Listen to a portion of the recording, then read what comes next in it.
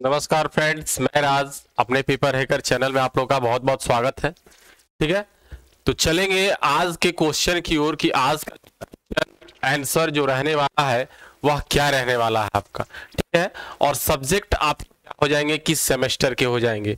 तो देखिए, ध्यान देंगे सभी लोग, यहाँ पे जो है आपका जो सब्जेक्ट हो जाता है वह हो जाता है जियोग्राफी। सब्जेक्ट जो हो जाता है वह क्या हो जाएगा आपका, जियोग्राफी।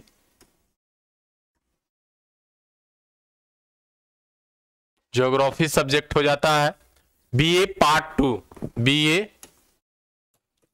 पार्ट टू सेमेस्टर जो हो जाएगा बेटा वह आपका थर्ड सेमेस्टर हो जाएगा। ठीक है, थर्ड सेमेस्टर के क्वेश्चन कराए जाएंगे। ठीक है, BA part two third semester के। ठीक है, तो यह जो शॉर्ट टाइप आंसर क्वेश्चन है, शॉर्ट टाइप क्वेश्चन और long type question, long type question और शॉर्ट टाइप क्वेश्चन दोनों आपको ब्रीफली और जो है बड़े शब्दों में और जो है लंबे 300 शब्दों तक, 400 शब्दों तक, 150 शब्दों, शॉर्ट टाइप क्वेश्चन बोला जाएगा उसको। ठीक है, वो सारे आपके कंप्लीट कराए जा रहे हैं। ठीक है, सभी वीडियो में देख लेंगे आप जो है। तो ब्रीफली पूछे, शॉर्ट टाइप पूछे, लॉन्ग टाइप क्वेश्चन पूछे, हर तरीके से आपको बताए जा रहे हैं। ठीक है, तो यहां जो है देखिए बच्चों, जो 300 शब्दों में यहां पूछ रहा है तो ये क्या हो जाएगा, बड़ा क्वेश्चन हो जाएगा, थोड़ी से लंबा जाएगा। और 150 शब्दों में पूछे वो क्या जाएगा, वो शॉर्ट टाइप क्वेश्चन में आ जाएगा। ठीक है, तो इसी तरह आपके एक से लगभग यूनिट 2 चल रहा है आपका, यूनिट 2। ठीक है, तो 1 से 8 तक क्वेश्चन जो है आपके कंप्लीट कराए जा चुके हैं यूनिट 2 के अंतर्गत। अब ये यूनिट 2 का लास्ट क्वेश्चन 9 नंबर है। ठीक है, तो 9 नंबर क्वेश्चन देखेंगे और बहुत ही इंपॉर्टेंट क्वेश्चन है कि एग्जाम में इस टाइप से पूछता है। ठीक है, और यही पूछेगा श्योरली। तो देखिए, क्वेश्चन ये पूछा हुआ क्वेश्चन है और प्रीवियस ईयर में आया हुआ कोई क्वेश्चन है।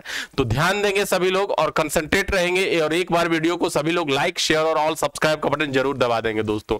ठीक है, तो बढ़ेंगे क्वेश्चन की ओर कि आज का जो क्वेश्चन रहने वाला है वह इस वीडियो का ये प्रश्न नंबर 9 क्या कर रहा है, बहुत ही इंपॉर्टेंट है, ध्यान से सभी लोग देखेंगे प्रश्न नंबर 9 क्या कर रहा है। चलिए क्लीन कर लेते हैं और फिर से जो है क्वेश्चन को रिपीट करते हैं और देखते हैं क्वेश्चन क्या कर रहा है। पूछ रहा है बच्चों कि गंगा नदी में जो है, गंगा नदी में जल प्रदूषण के कारणों का विवरण दीजिए।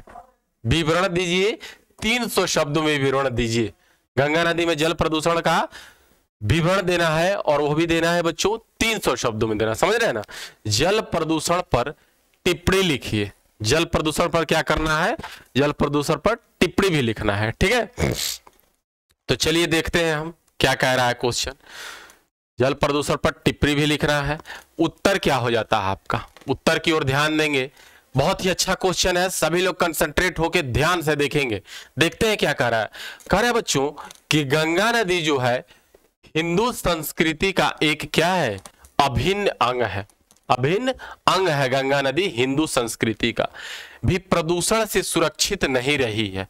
गंगा नदी भी क्या है, हिंदू संस्कृति का एक अभिन्न अंग माना जाती है, जो है गंगा नदी का जल कभी भी प्रदूषित नहीं होता है। ठीक है, तो यह अभिन्न अंग तो है ही, यह प्रदूषण के वजह से भी देखेंगे, आम पानी जो हम लोग लेते हैं उस पानी को बोतल में रखेंगे तो तुरंत जो है उसमें बैक्टीरिया और उसमें पिल्लू चलने लगते हैं। ठीक है, ऐसे ऐसे पानी वाले पिल्लू तो उसमें चलने लगेंगे। और गंगा नदी का जल जो रखेंगे कितने भी दिन तक रहा जाए, लेकिन वह कभी भी उसमें बैक्टीरिया नहीं पनपेंगे और बैक्टीरिया नहीं चलेंगे। तो इतना इनको जो है सुरक्षित और हिंदू संस्कृति का जो है एक क्या माना जाता है, भगवान माना गया है। ठीक है, गंगा मैया को। तो गंगा नदी जो कि हिंदू संस्कृति का एक अभिन्न अंग है और प्रदूषण से सुरक्षित वह भी नहीं रही है। बहुत ही ज्यादा प्रदूषण, नदी नाले, गंदे पानी, मलमूत्र हर एक जो है विसर्जित किए जाते हैं, सौदा।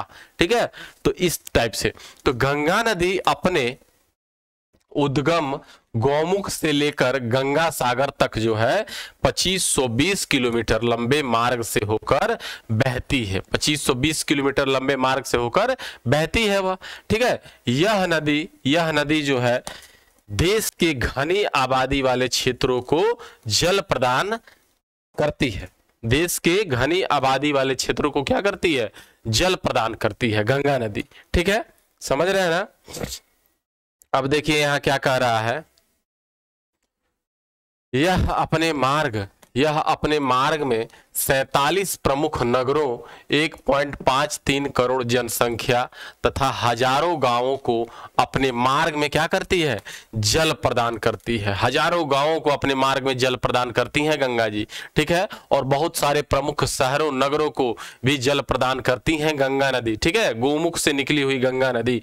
गंगा नदी में 47 बड़े बड़े शहरों के साथ साथ 66 छोटे शहर भी प्रतिदिन अपने गंदे नालों के द्वारा भारी मात्रा में पानी ज्यों का त्यों गंगा नदी में छोड़ते हैं। देख लीजिए कितनी गंदी बात है।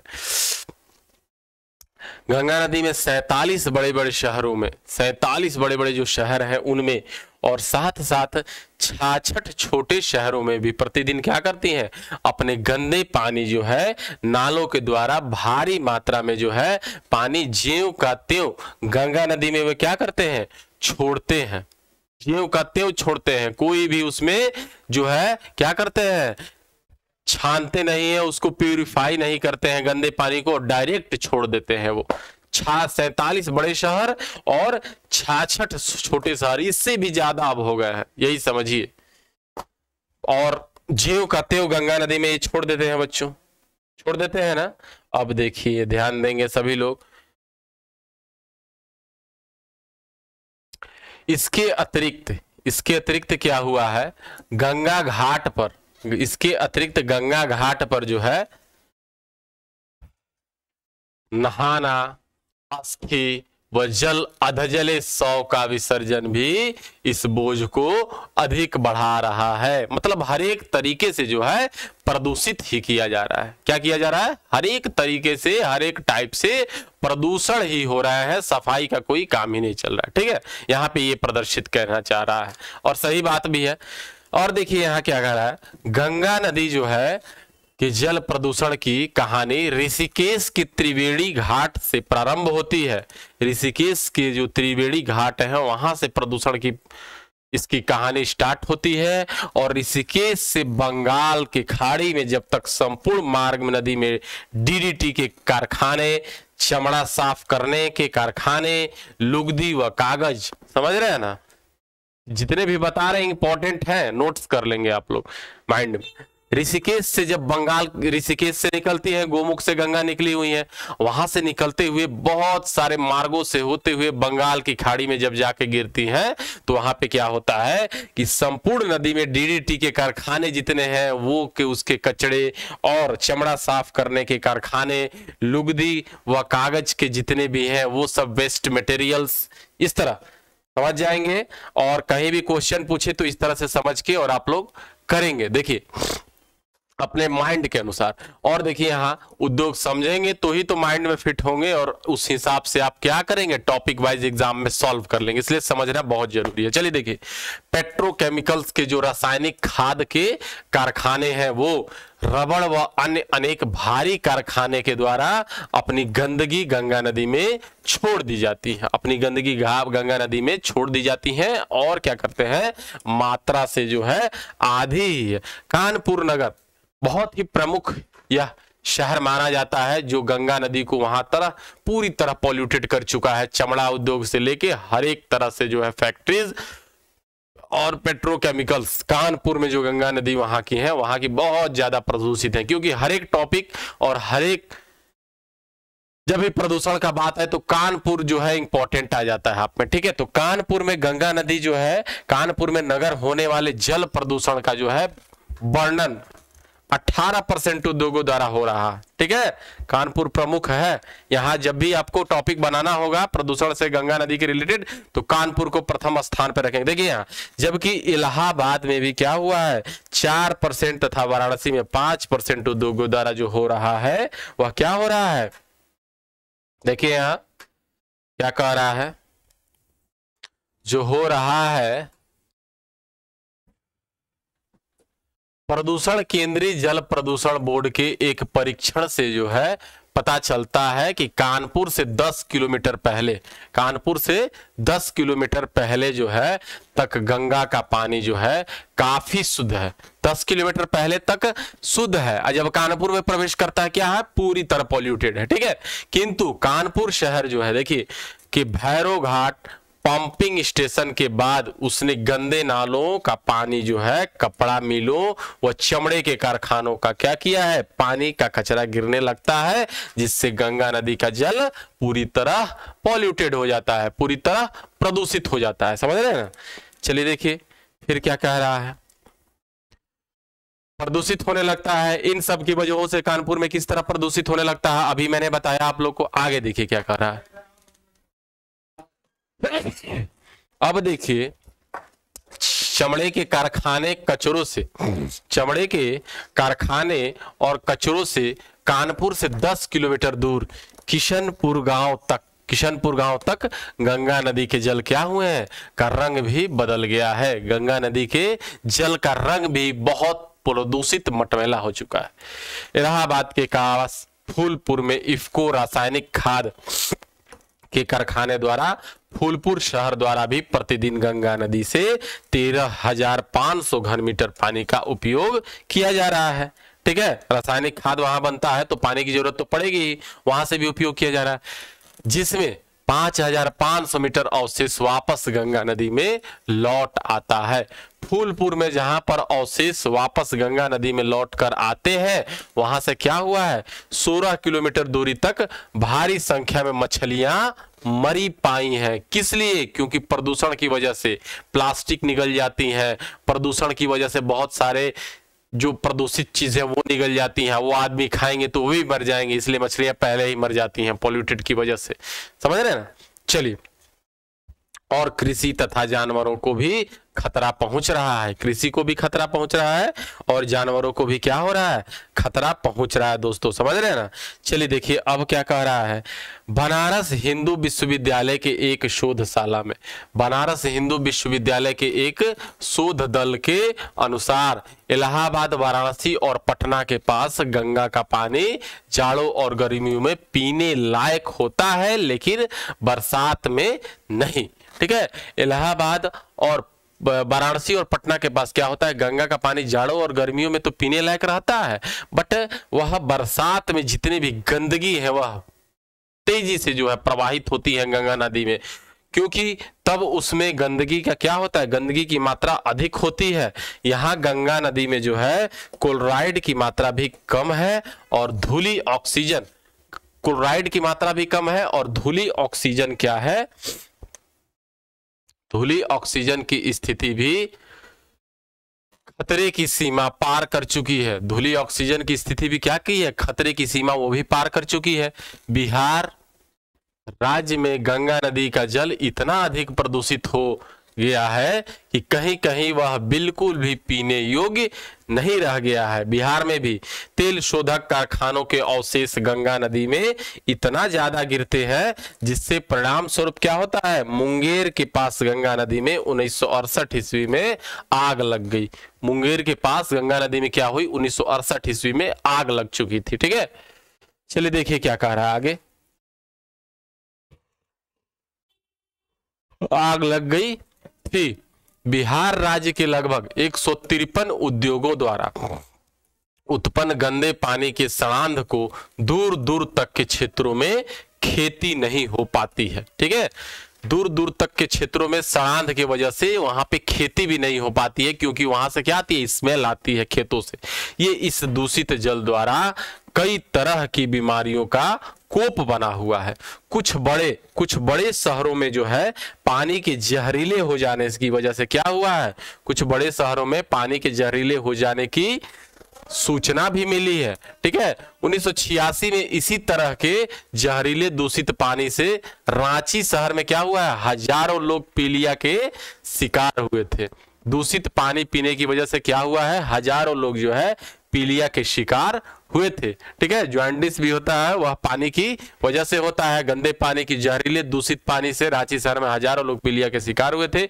हुगली नदी के निचले गंगा मैदान की सबसे प्रदूषित नदी है।